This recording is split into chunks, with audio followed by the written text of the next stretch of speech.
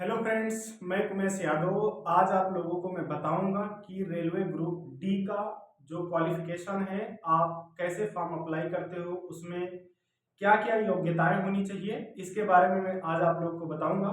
तो फ्रेंड्स, जैसा कि आप जानते हैं कि पिछले कुछ ही दिनों से रेलवे ग्रुप डी का फॉर्म ऑनलाइन हो रहा है और उसका लास्ट डेट जो था वो 22 फरवरी था। लेकिन किसी टेक्निक के वजह से या फॉर्म ज़्यादा आ रहे थे, इसी की वजह से कुछ बच्चे फॉर्म नहीं भर पाए और इसकी जो लास्ट डेट है वो बढ़ा करके अब 1 मार्च कर दी गई है। तो मित्र, आप कोई परेशानी, कोई भी चिंता मत लीजिएगा और आप ये फॉर्म 1 मार्च तक अप्लाई कर सकते हो।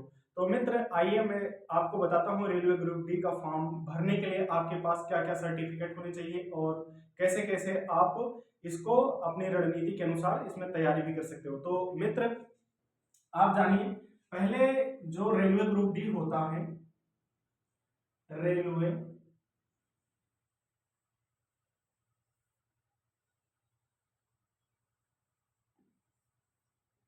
ग्रुप डी फॉर्म,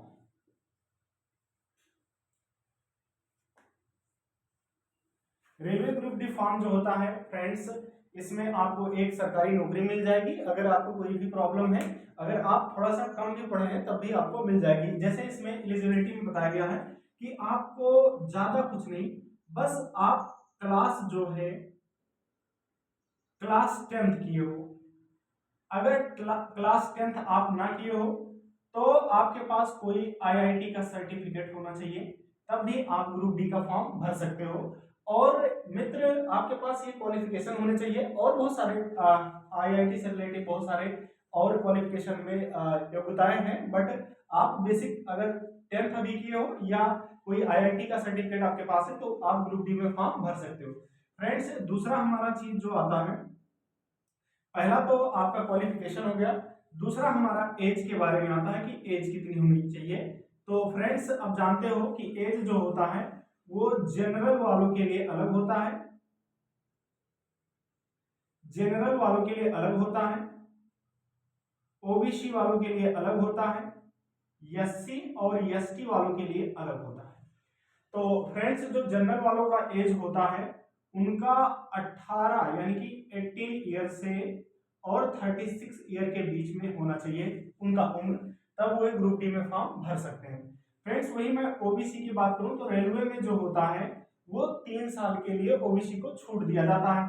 तो 18 और 3 हो जाएगा, यानी कि अगर मैं बात करूं तो ये 18, यानी कि न्यूनतम एज तो 18 ही रहेगा और 36 में 3 और जोड़ लो तो ये हो जाएगा 39 ईयर। यानी कि आपका 18 ओबीसी अगर आप हो तो आपकी उम्र 18 से 39 के बीच में होनी चाहिए, तो भी आप ग्रुप डी का फॉर्म भर सकते हो। अगर मैं एससी और एसटी की बात करूं तो इनको 5 साल का छूट मिलता है। तो फ्रेंड्स, न्यूनतम आयु तो सबकी इतनी ही रहेगी 18 वर्ष, और जो अधिकतम आयु हो जाएगी तो 36 में जब मैं 5 जोड़ दूंगा तो यहां पर हो जाएगा 41, यानी कि 41 ईयर। तो अगर आप एससी या एसटी हो तो आप 18 से लेकर के 41 वर्ष तक ये फॉर्म भर सकते हो, ऐसा आपका एज होना चाहिए। तो फ्रेंड्स, ये हो गया आपका पहला क्वालिफिकेशन, बेसिक होना चाहिए कि आपको 10 होना चाहिए या आईआईटी, और दूसरा आपकी एज होनी चाहिए इतने इतने के बीच में। और जो तीसरी बात हमारी आती है, तीसरी बात, वो तीसरी बात आती है फीस की। इसमें फीस कितना लग रहा है, फीस। तो फ्रेंड्स, जो फीस होता है हमारा वो जनरल वालों का, जनरल वालों का और ओबीसी वालों का और EWS, economic vehicle section, EWS, इन तीनों लोगों का, जनरल ओबीसी ईडब्ल्यूएस, इनका जो फीस है वो 500 रुपए है। कितने रुपए हैं, 500 रुपए है। फ्रेंड्स, ये 500 रुपए है तो, लेकिन ये पता नहीं क्यों 500 रुपए ले रहे हैं, जबकि इनका जो चार्ज है वो 100 ही रुपए है। बाकी आप इसमें से 100 रुपए छोड़ करके 400 रुपए जब आप पेपर दे लोगे पहला पेपर, तो वैसे ही जैसे आप पेपर दोगे और उसका रिजल्ट आएगा उससे पहले ही आपका 400 रुपया आपके अकाउंट में ही आ जाएगा। और ये अकाउंट में कैसे आएगा पैसा, जब आप फॉर्म फिल करते हो तो उसी के साथ ही आपका अकाउंट नंबर भराया जाता है, और जिस अकाउंट नंबर में आपका मतलब वहां पर फॉर्म फिल करोगे और जो अकाउंट नंबर उस फॉर्म में डालोगे उसी अकाउंट नंबर में 400 रुपए आपके वापस आ जाएंगे, जनरल वालों के, ओबीसी वालों के और ईडब्ल्यूएस वालों को। ठीक है। और अगर मैं बात करूं एससी वालों का, एसटी वालों का, या और कोई भी व्यक्ति है मतलब किसी भी कैटेगरी का, या अगर मैं बात करूं फीमेल का, फीमेल का, ये सभी फीमेल में सभी आपका जनरल भी हो गया, ओबीसी भी काउंट हो गया, आपका एसटी एससी की भी काउंट हो गया, इन सभी का 250 रुपए फॉर्म है। कितना? 250 रुपए फॉर्म है। ठीक है फ्रेंड्स, तो इन लोगों का 250 रुपए फॉर्म है और जिसमें से 250 रुपए भी रिटर्न हो जाएंगे, आपके खाते में आ जाएंगे। तो फ्रेंड्स, अगर आप रेलवे ग्रुप डी की तैयारी करना चाहते हैं, आप इसका फॉर्म भरना चाहते हैं, तो आप ये फॉर्म जल्दी भर दें।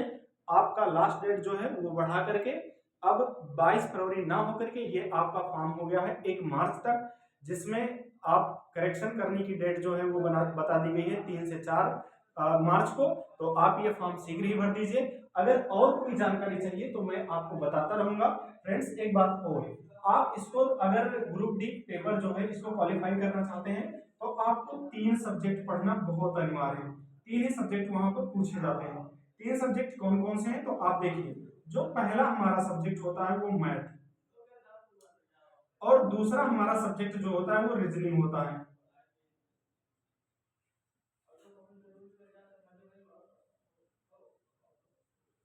और तीसरा हमारा सब्जेक्ट जो होता है वो जीके होता है। तो फ्रेंड्स, इस तरह आपके ये 3 सब्जेक्ट मजबूत होने चाहिए और आपका ग्रुप डी पेपर बहुत आसानी से क्लियर हो जाएगा। अगर आपको ऐसे वीडियो और चाहिए तो हमारे कमेंट बॉक्स में कमेंट करके जरूर बताएं। आज के लिए इतना ही। जय हिंद, जय भारत।